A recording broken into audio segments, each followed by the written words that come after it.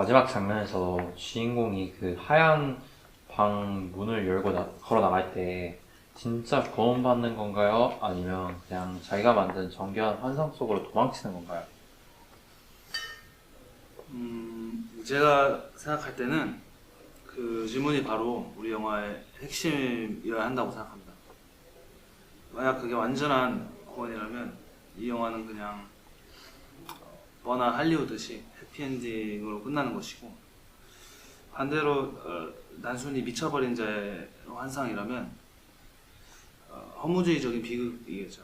하지만 저는 그 중간 어디쯤에 진짜 인간적인 무언가가 있다고 생각합니다. 중간 어디쯤. 하지만 연출하는 제 입장에서는 중간 어디쯤이라고 말씀해 주시면 굉장히 애매해진단 말이죠. 물론 각본가님의 시나리오에서 연출 의도를 파악해내는 것도 제 영역이긴 하지만 그래도 어느 정도 기준점을 주셔야죠.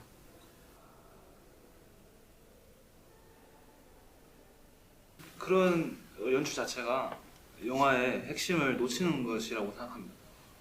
네, 철학자 그 슬라브의 지적이 했던 말인데, 환상은 현실의 고통을 피하기 위한 도피처가 아니라 오히려 우리가 현실을 버텨낼 수 있도록 지탱해주는 구조물이라고 했던 말이 있습니다. 주인공에게는 그 환상이 이미 또 다른 형태의 실체, 그러니까 리얼리티, 것이죠. 진짜냐 가짜냐를 나누는 이분법 자체를 무의미할 정도로 그렇기 때문에 오히려 관객에게 정답을 주는 연출이 좀 배제되어야 한다고, 저는 그렇게 생각합니다. 그러니까 주인공이 고통스러운 현실을 이겨내기 위해 스스로 그 환상을 선택했다는 거고, 그렇다면 그 선택 자체가 일종의 주체적인 구원이라는 말인가요? 외부에서 오는 구원자는 없어요. 그러니까 주인공은 스스로를 구원하기 위해 자신의 정신 속에서 가장 완벽한 유토피아를 창조해낸 거죠. 그게 객관적 사실이 아니라고 해서 그 안에 담긴 이 주인공의 평안까지 거짓이라고 말할 수 있을까요?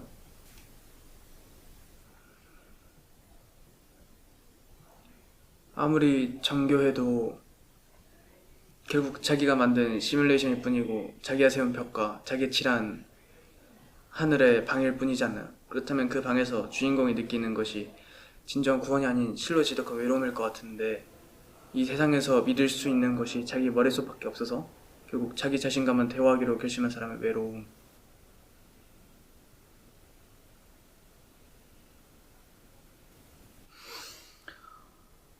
확실히 그럴 수 있겠네요.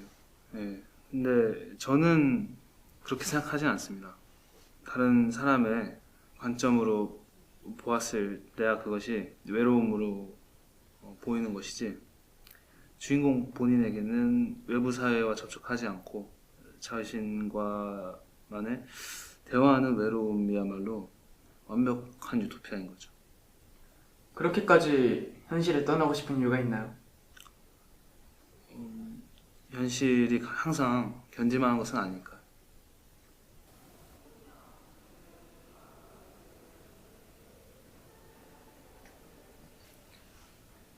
잠시 쉬었다 하시죠. 네, 그렇게 하시죠.